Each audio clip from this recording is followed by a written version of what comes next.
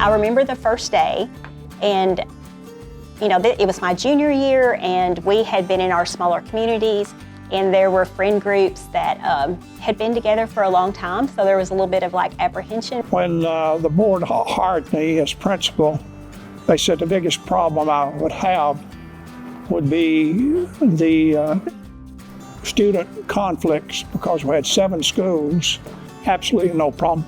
Kids were great. That first year for me, I thought it was very exciting. Lots of new opportunities that we had not had before. It was just a lot of school pride that first year, and it was a lot of fun. So lots of good memories. It was an exciting time, I can tell you. And I think for the most part, students were excited to be here. We were, our schools were old then. No ifs, ands, and buts about it. Some of the oldest in the region. And to have something new. I was from Simpsonia, and I really didn't see anybody outside of my community except at like basketball games and maybe around town. So that first day was like exciting. Well, it's a different world back in '86 and '87 than it is today. You didn't have cell phones and those things. So the advantage at that time was a broader curriculum offerings. And so that was the great advantage of that. Really coming here that senior year really made a difference in my life.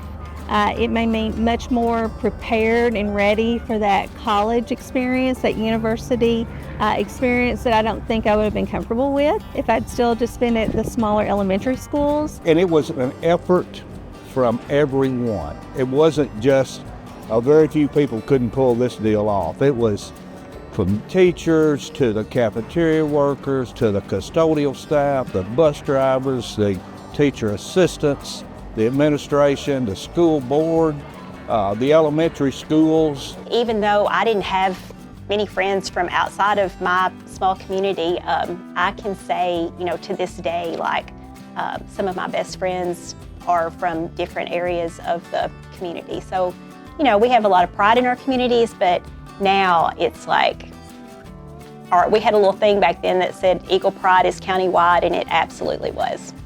But having a veteran staff, competent, tremendous staff that knew how to teach and knew how to discipline kids, we just hadn't had very few problems. And the kids excel academically. The principal himself, Mr. Ellington, had so much school pride. He would get out in front of the host student body at pep rallies and lead this cheer he had from way back in the day. But it'd go Bobo, and the crowd would answer back, Bobo ski what, nothing. I've been eating bow skeets, skiddly bee, skiddly bow, Eagles, let's go, That would bring the crowd alive. The first year we had to play basketball at the different schools.